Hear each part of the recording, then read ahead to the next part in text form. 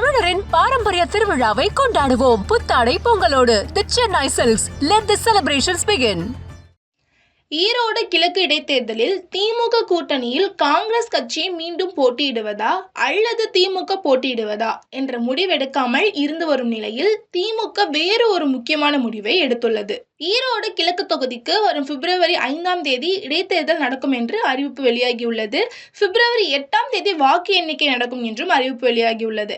வேட்புமனு தாக்கல் செய்ய வரும் 17ஆம் தேதி கடைசி நாள் ஆகும் என்றும் இறுதி வேட்பாளர் பட்டியல் வரும் 20ஆம் தேதி வெளியாகும் என்று அறிவிக்கப்பட்டுள்ளது.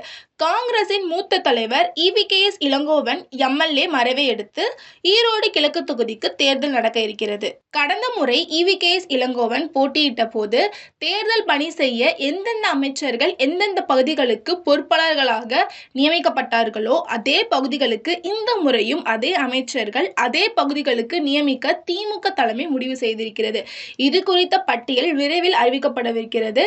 பொங்கல் முடிந்ததும் 17ஆம் தேதியிலிருந்து தேர்தல் பணிகளை தொடங்க வேண்டும் என அமைச்சர்களுக்கு அறிவுறுத்தப்பட்டுள்ளது.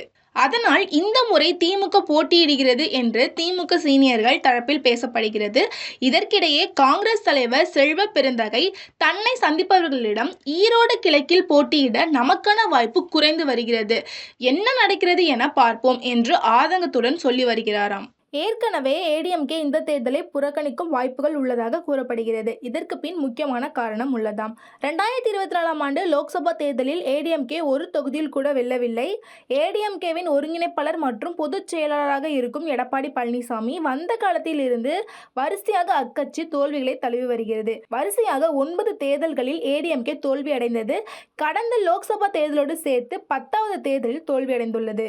அதன்படி 2017ஆம் ஆண்டு RK நகர் இடைத்தேர்தல், 2019ஆம் ஆண்டு நாடாளுமன்ற தேர்தல், அதே ஆண்டு 22 சட்டசபை தொகுதிகளின் இடைத்தேர்தல், 2020 ஊரக உள்ளாட்சி தேர்தல், 2021ஆம் ஆண்டு சட்டசபை தேர்தல், 2021ஆம் ஆண்டு நடந்த 9 மாவட்ட ஊரக உள்ளாட்சி தேர்தல், 2022ஆம் ஆண்டு நகர்ப்புற உள்ளாட்சி தேர்தல், 2023ஆம் ஆண்டு ஈரோடு கிழக்கு இடைத்தேர்தல், 2020இல் நடந்த கன்னியாகுமரி லோக்சபா இடைத்தேர்தல், கடந்த லோக்சபா தேர்தல் என மொத்தம் 10 தோல்விகளை எடப்பாடி தலைமையிலான ADMK சந்தித்தது.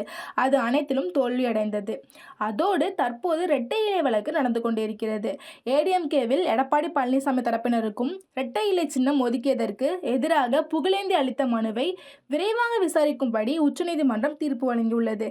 இதில் விரைவில் தீர்ப்பு வழங்குமாறு இந்திய தலைமை தேர்தல் ஆணையத்திற்கு டெல்லி உயர்நீதிமன்றம் உத்தரவு பிறப்பித்துள்ளது.